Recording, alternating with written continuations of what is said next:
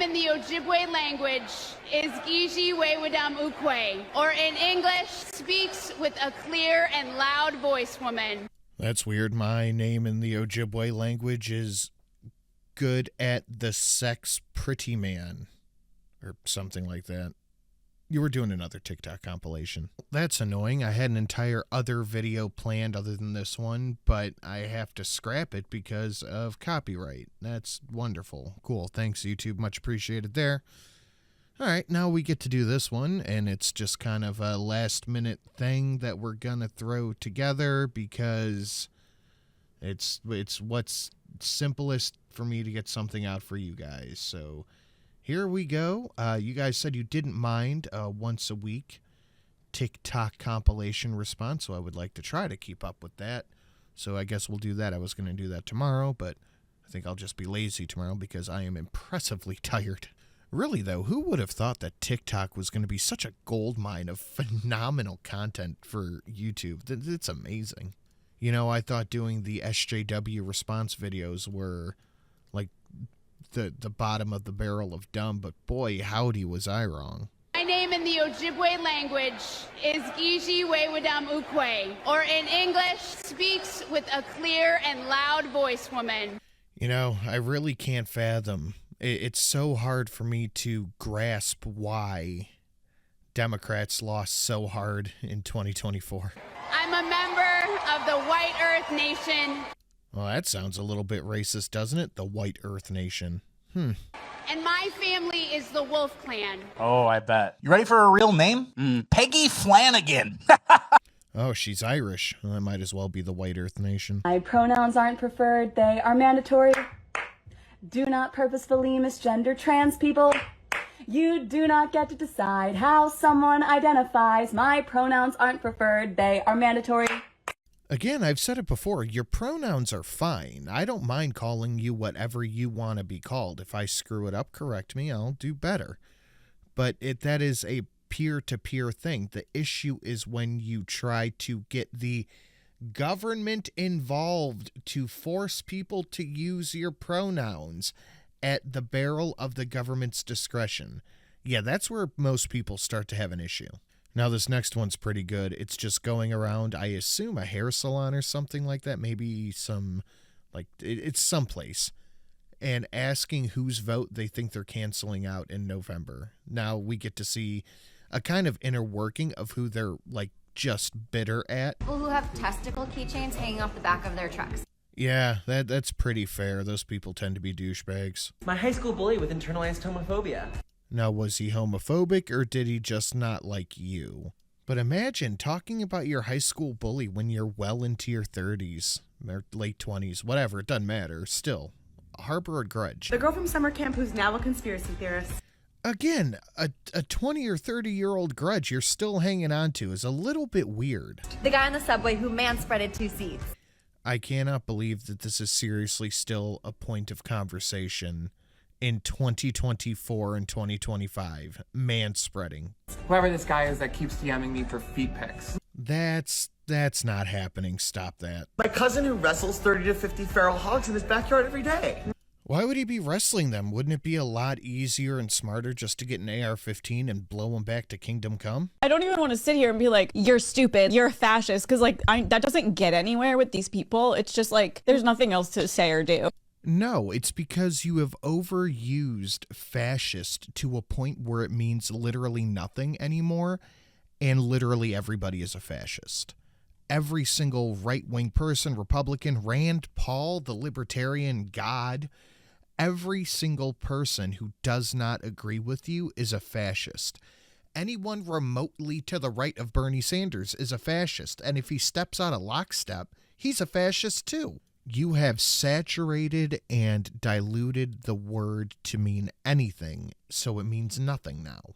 So when you call anybody a racist or a fascist or a this phobe, that phobe, this ism, that ism, you're gonna get a kind of blank stare because it means nothing. Yes. Okay, if you voted for that, then I don't understand. And I'm not even at the place where I'm if you voted for that, then I'm cutting you out of my, I'm not thinking that. I'm just how can I understand people I know that push that aside to be well, our economy or whatever. Well, that certainly was a lot of words that she said out loud. I'll try my best to decipher what she was trying to say without sounding like a dumb middle-aged teen. I know that made no sense, but it does make perfect sense if you think about it. It's people were able to push aside that ick factor that Donald Trump has because Joe Biden and his people did such a bad job that they were then able to kind of go, yes, I think I will take Biden over Kamala Harris because she is literally just as bad as him. Now, I didn't vote for Trump. I voted for a different candidate. I voted for the Libertarian candidate. But I knew, I could see the writing on the wall for months and months and months ahead of time that this wasn't even going to be a close election, and I was spot on. I'm going to get drunk today, and I'm going to act like an angry black woman because I'm fucking angry! I'm mad! I'm upset!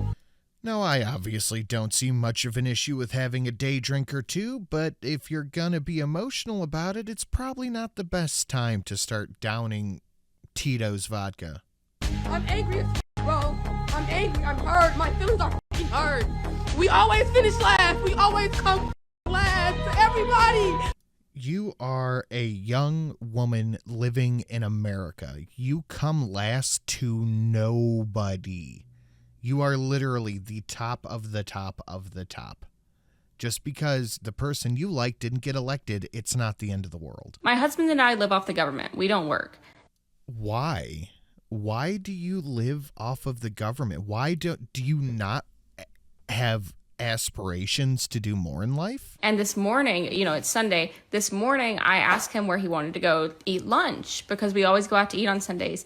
And he sat me down and he said, I think it's best that we stop eating out on Sundays, considering Donald Trump got elected and pretty soon we're going to be without a paycheck because he's not going to give us any more money. So there's so many things I want to say about this. What did you think this was going to do? Did you think that you were going to come onto the internet and tell people that you and your husband can't go out to eat anymore because you don't have jobs and you think Donald Trump is going to take away your money, and that was going to elicit some type of sympathy response from people on the internet? Are you out of your mind?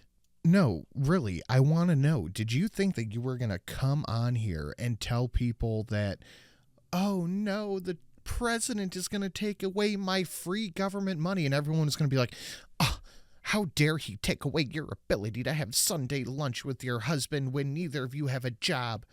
Why do you deserve taxpayer-funded Sunday lunch? Are you disabled?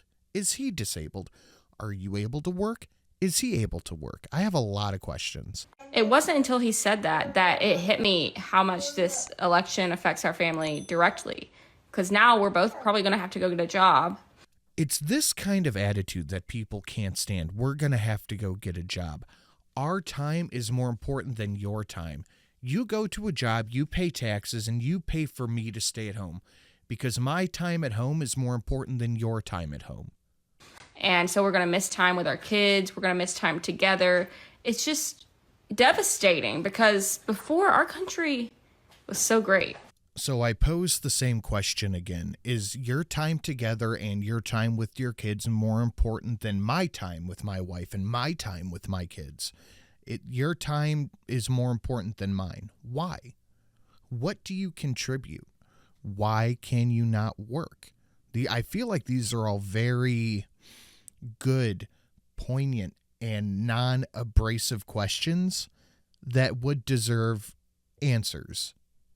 I feel like I'm talking to this person. I'm fucking not. People could just live off of the government. You didn't really have to work unless you wanted to. But now with Trump, he's going to force everybody to go to work. And I don't think people realize how devastating it is to trade your time for money when you could have just had money handed to you from the very beginning. So America is only good when it gives you money to sit at home and do nothing. Why would people trade their time for money? Where do you think the money that you spend comes from? These people are so detached from reality that they think that if the money is handed to them and they didn't work for it, that it's free. It's not free. It's not money out of nowhere. It's coming from taxpayers. Government funded and government subsidized government checks is not just money that appears out of nowhere. That's money that is paid for by people like me who write checks to the federal government. It's insane. It's paid for by you, people who go to work 9 to 5 and have 30% of their paycheck taken without their consent and then used to fund this lazy bitch. Fuck out of my face.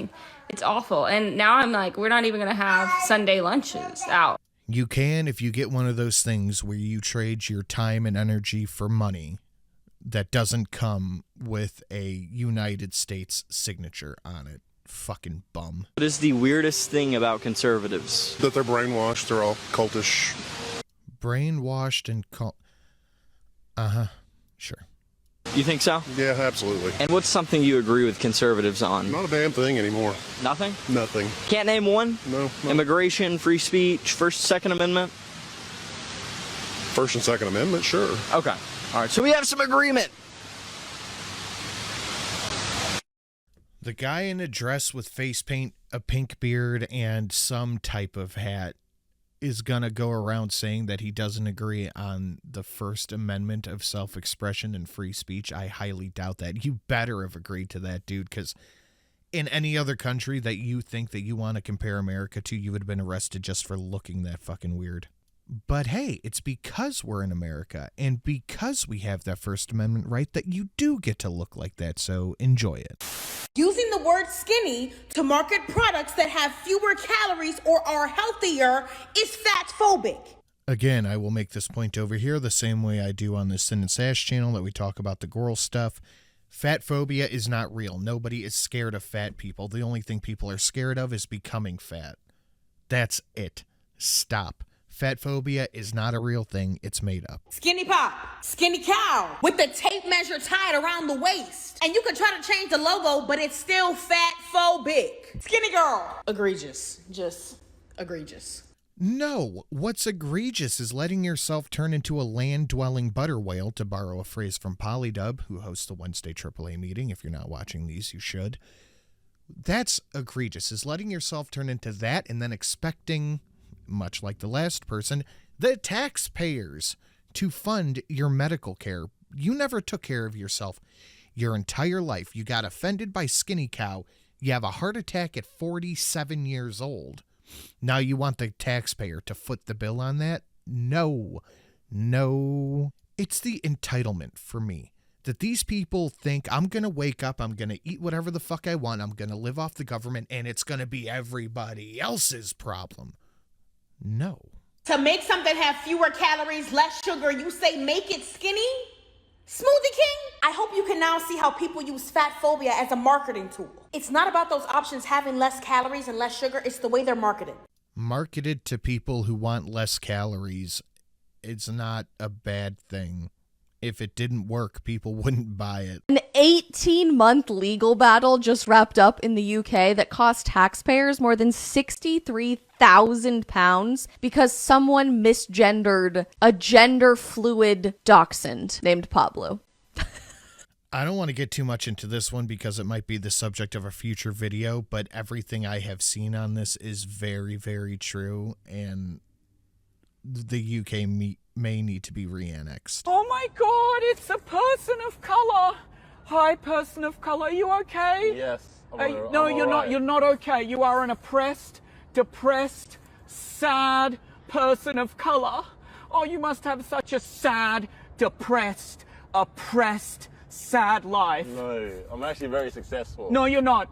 I find these types of TikToks, these parodies, hilarious because it shows how these people portray themselves, but something they would never actually do. But parody is hilarious. The other funny thing is that people will look at this and go, what a bunch of racists. That's a pretty strong way to end the video on a little bit of a parody, lighter note, a palate cleanser, if you will. Thank you guys for watching. I hope to see you at the AAA meeting tonight at 5:30 EST right here. I'll see you guys then. Later.